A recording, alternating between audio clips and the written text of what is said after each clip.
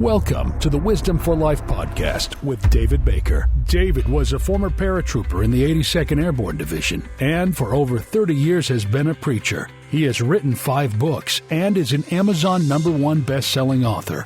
He is the chaplain at the county jail, pastors a church, and is the father of 11 children. Yes, 11. This podcast is here to give you wisdom for your family, your marriage, your children, your finances, your health, and your life. And now, the host of Wisdom of Life podcast, David Baker. Hey, hello and welcome. It is the Wisdom for Life podcast. It is Fabulous Friday with my fabulous wife, Laura. We're so glad that you're here. How are you doing today? Really honestly. Good. Oh, well, Don't I'm tired. stop lying, honest.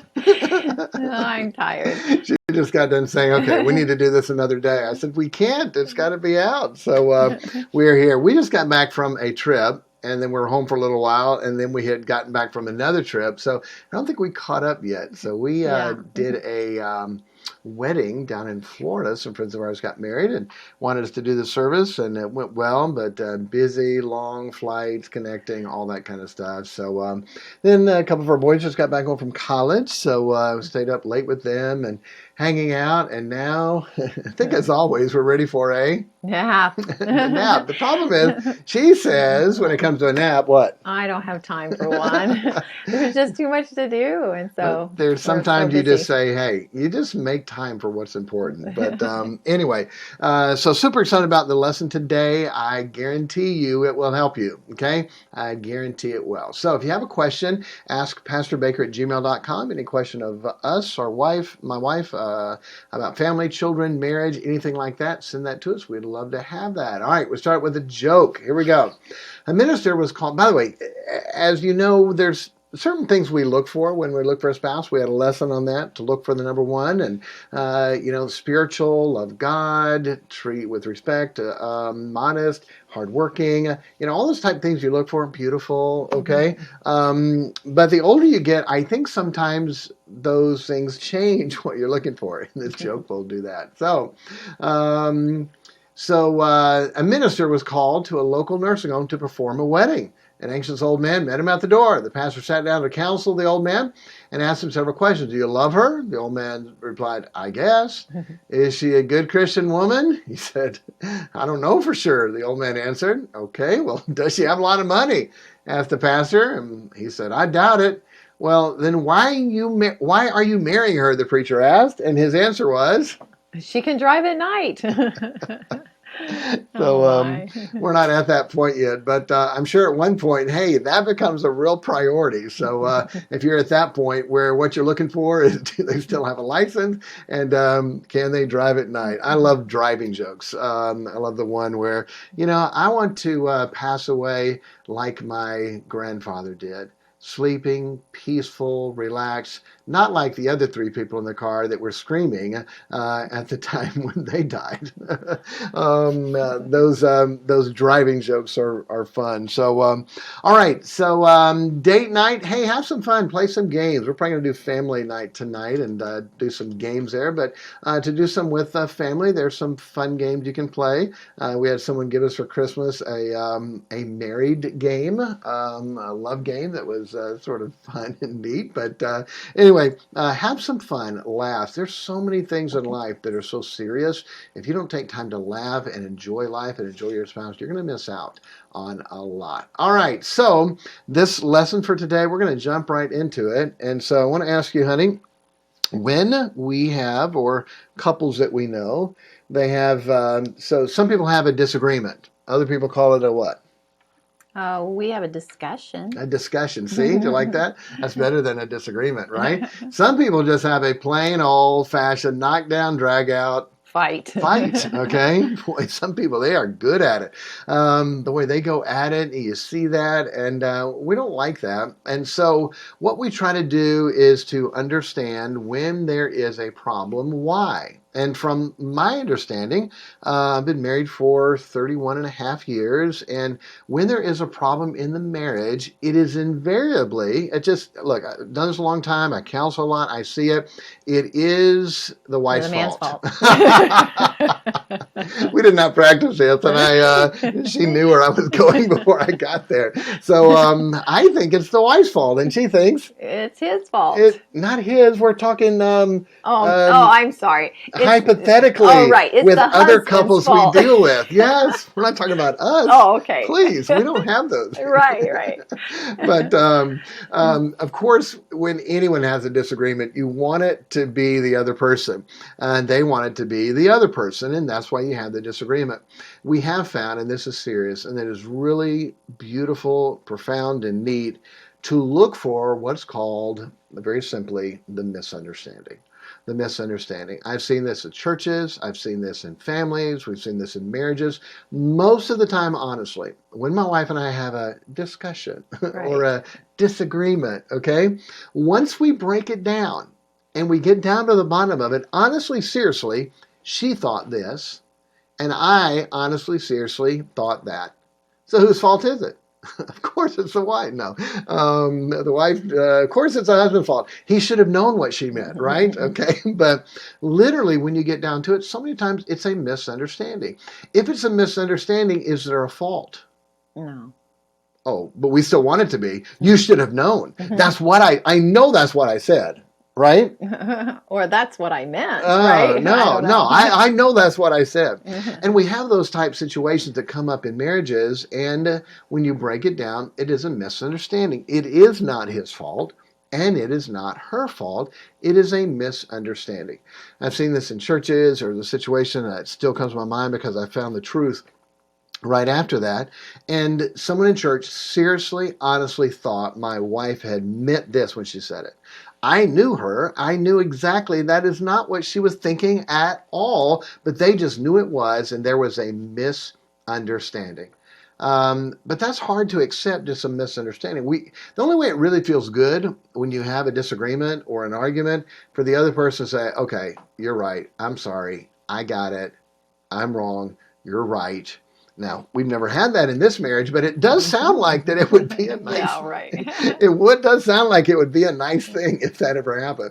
But once you're engaged in that disagreement, it's we got to be right. And the only way it feels good if the other person admits that they're wrong, and so many times they don't feel like they're wrong. So what you do literally, and listen, is look for a misunderstanding. So when I had this thought, I was thinking about the situation in church, I thought, that's it. It's a misunderstanding. Okay, I need to preach on that. So anytime I have a thought, I go to the Bible to look, okay, what does God say about this? So I looked at misunderstanding, and guess how many times in the Bible the word misunderstanding is there? 0. What? Wait, there went my big truth. I just knew I was onto something. I knew I had found a truth that's going to help couples and families and ministry and churches. I found this great truth, and I found in the Bible that the Bible said misunderstanding 0 times. Oh, well. But I still thought I had something. So I went to God and said, okay, God, what am I missing here? And God said, just simply, not audibly, but take away the prefix. If you take away the prefix of miss, what do you have? Understanding. So, oh wow, when you don't have understanding, now you have misunderstanding, which creates all the problems. And so then it was a beautiful little Bible study put together on understanding. Going to give you a few of those points to be able to help you. And practically what you do with your family, with your children, with your church, with your friends, with your spouse, look for a misunderstanding. Don't look for them to be wrong. Look for a misunderstanding. So God wants us to have good understanding. Psalm 111, verse 10, the fear of the Lord is the beginning of wisdom. A good understanding have all they that do his commandments. His praise endureth forever. God wants to have us to have a good understanding. The fear of the Lord is the beginning of wisdom. A good understanding have all they that do his commandments. We need to have a good understanding of something. So if I have understanding, I'll keep God's law. Psalm 119:34, give me understanding, and I shall keep thy law. So if we don't have understanding, we what? We don't keep his law. We don't keep his law. So take every verse of understanding and then put the opposite in, and that will be what happens when there's a misunderstanding. Okay? Through the Bible, I get understanding. Psalm 109, verse 4. Psalm 119, verse 104. Through thy precepts, I get understanding. Therefore, I hate every false way. So if I get away from the Bible, I'm now going to get what? Probably a lot of misunderstanding. A lot of misunderstanding. It's amazing how the Bible can help smooth all that out. This is not on this verse, on this lesson. I love this verse, Psalm 119, 105. Great peace have they which love thy law, and nothing shall offend them. When you love the Bible so much, you don't get offended. Sometimes people say to me, Pastor, I want to say something, but I don't want you to get offended. I chuckle and say, you can't. You can't offend me. You don't have the power to offend me. Why? Because if you can offend me, that means I don't love the law like I should, and that's on me. And so I've made a point. Look, I can't be offended. And when you're dead to self, you don't matter. What matters is let's fix the problem. What matters, what does God want? And so the same thing with understanding. When you know the Bible, you get understanding. When you don't know the Bible, you're going to have what? Misunderstandings. Okay? If I have understanding, I'll live. Psalm 119, 144. The righteousness of thy testimonies is everlasting. Give me understanding and I shall live. So if I have misunderstanding, what's going to happen? I will die. I will die. Okay? You see the way this works. So all the blessings that come from understanding, okay? All the blessings that come from understanding, when we don't have that, we'll have the opposite of that, which will be misunderstanding. And so those are the kind of things that happen in our life, in our relationships for that. Let me give you another one. Understanding will keep you from the strange woman. Understanding will keep you from the strange woman. Proverbs 7, 4 and 5.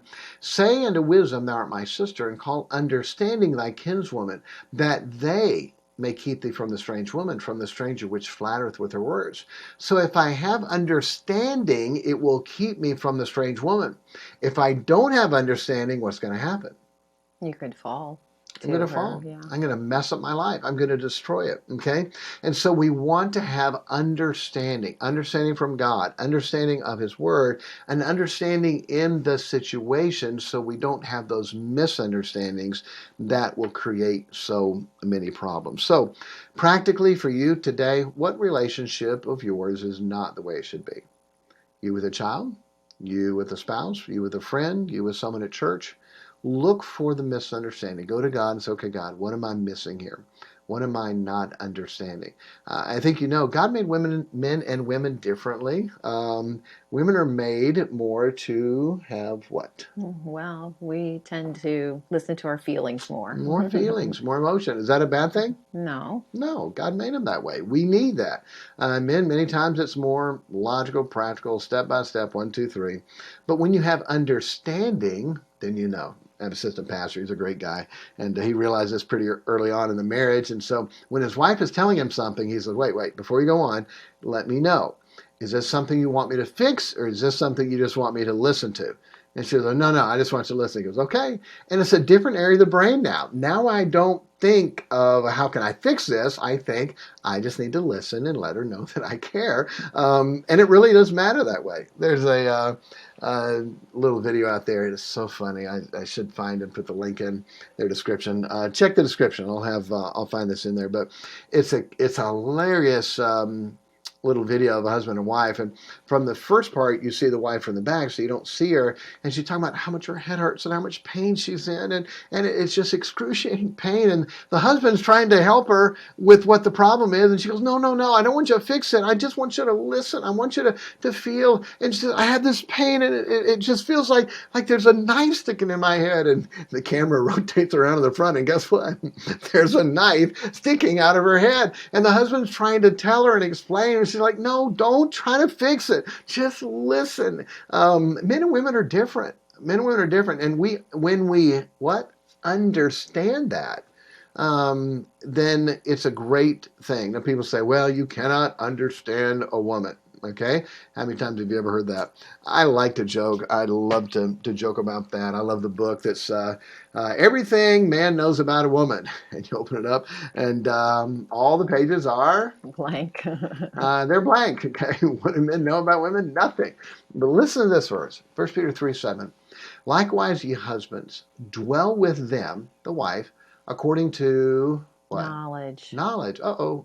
You can't know women. God says we're to dwell with them according to Knowledge. Oh, so I guess we better know them. Giving honor unto the wife as unto the weaker mind. No. As unto the weaker intellect. No. No. As unto the weaker brain. No. No. As unto the weaker what? Vessel.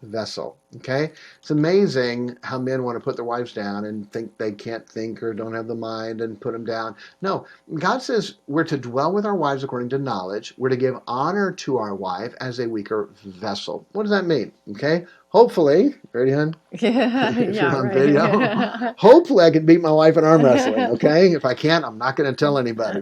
A weaker vessel. I want to be in the kitchen when she goes, honey, I can't get the top off. Can you get it off for me? Sure, okay?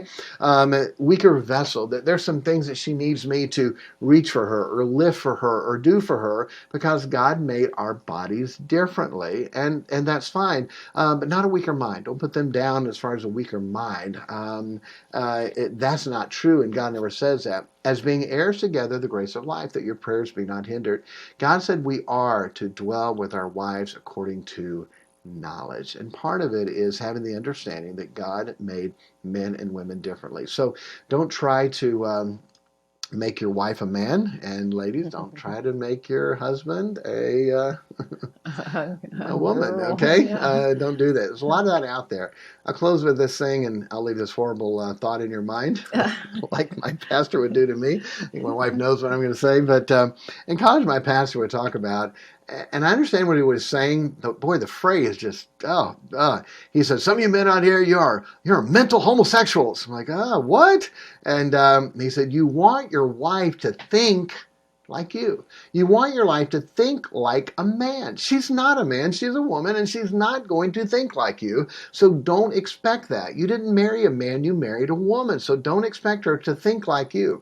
What you want is a woman's body, but a man's brain, and that's not what God made her to be. She has a woman's mind, and it's different. And it's going to feel differently and think differently and understand differently, and that's okay. God made it that way. God made a husband and wife to complement each other, to help each other. So have that understanding of what God says and all the blessings that come. I just gave you a few. It's a longer Bible study than that, but I would encourage you to do that. Look up all the times it says understanding and the blessings that come from it, and then say, wow, if I don't have that, the opposite is what I'm going to get, and that's what you're going to have for your life and for your relationship. So any final thoughts on why men are always right?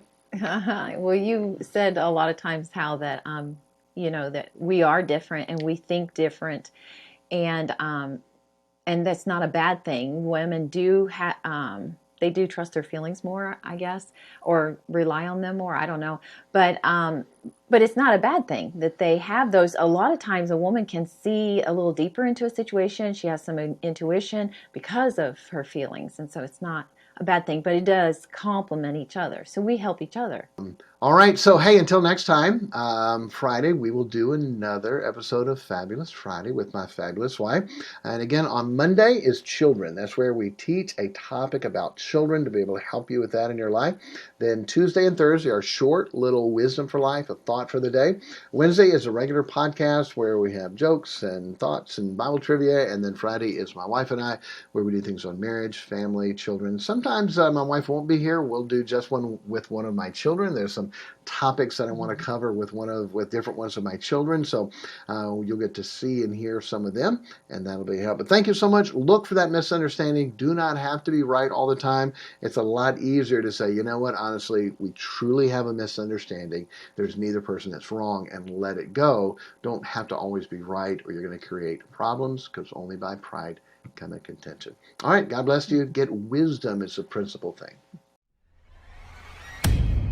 Thank you for listening to the Wisdom for Life podcast. If you have any questions for us, email us at askpastorbaker@gmail.com, and we will answer them in an upcoming podcast. The email is askpastorbaker@gmail.com.